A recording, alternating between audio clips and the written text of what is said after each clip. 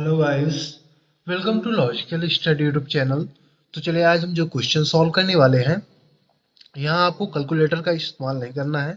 Without calculator के इस calculation को हम सॉल्व करने वाले हैं ना। ऐसे यदि कैलकुलेशन आपको सॉल्व करने को मिलते हैं तो उनको हम ट्रिक के द्वारा कैसे सॉल्व कर सकते हैं, यही आज हम सीखने वाले हैं। गाइस, ऐसे क्वेश्चन आपको यदि मिलते हैं कॉम्पिटेटिव एग्जाम में तो आपको कई बार वहाँ कैलकुलेटर अलाउ नहीं होता। तो सबसे पहले हम अपना सेम क्वेश्चन लिख लेते हैं। 3 की पावर 5 प्लस 3 की पावर 4 प्लस 3 की पावर 2 प्लस 3 की पावर 2 3 की पावर 3 प्लस 3 की पावर 2 प्लस 3।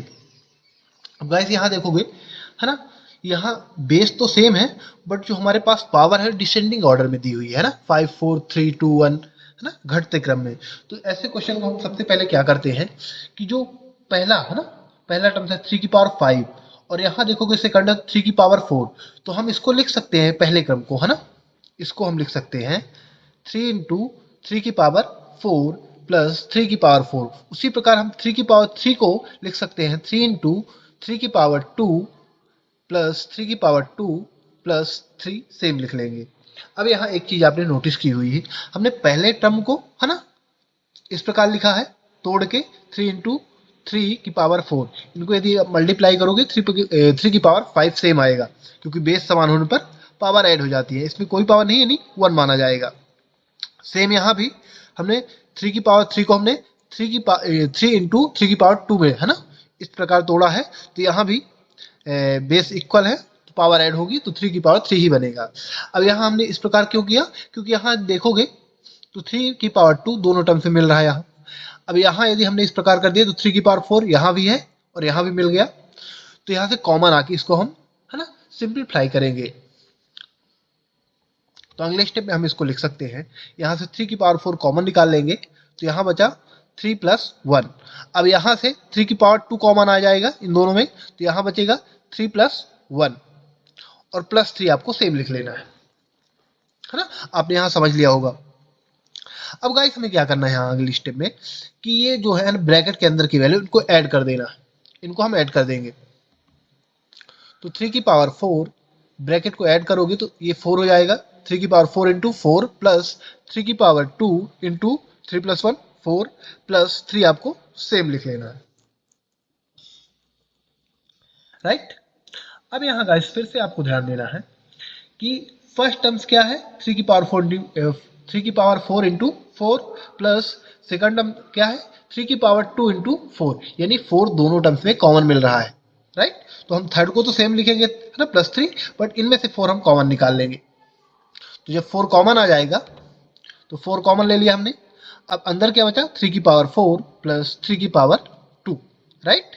अब ब्रैकेट क्लोज करेंगे प्लस 3, है ना, ये 3 हम इसको सेम लिखेंगे।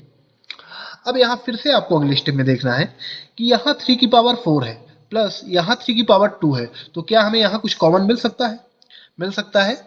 यदि हम अगले स्टेप में इसको लिखें 4 ब्रैकेट 3 की पावर 2 इंटू 3 की पावर 2 प्लस 3 की पावर 2, ब्रैकेट क्लोज प्लस 3। अब इसको हमने इस प्रकार लिख दिया तोड़ के, बेस समान है पावर ऐड होगी 3 की पावर 4 सेम, है ना, सेम बनेगा ये। तो यहाँ भी आपको 3 की पावर 2 कॉमन मिल रही है ना। जब कॉमन मिलेगा तो 4 को हम इधर साइड करेंगे, है ना, मल्टीप्लाई में, और हम 3 की पावर 2 कॉमन निकाल लेंगे। तो हम इसको लिख सकते हैं 3 की पावर 2 कॉमन आ गया, अंदर क्या बचा 3 की पावर 2, यहाँ प्लस 1, है ना, ये निकल चुका है। और ये जो 4 था यहाँ, तो ये हमने इस साइड में लिख दिया, है ना, इंटू में 4 प्लस 3 सेम लिखेंगे। अब जो पावर है उनको सॉल्व कर दीजिए, तो 3 की पावर 2 यानी 9 आ जाएगा।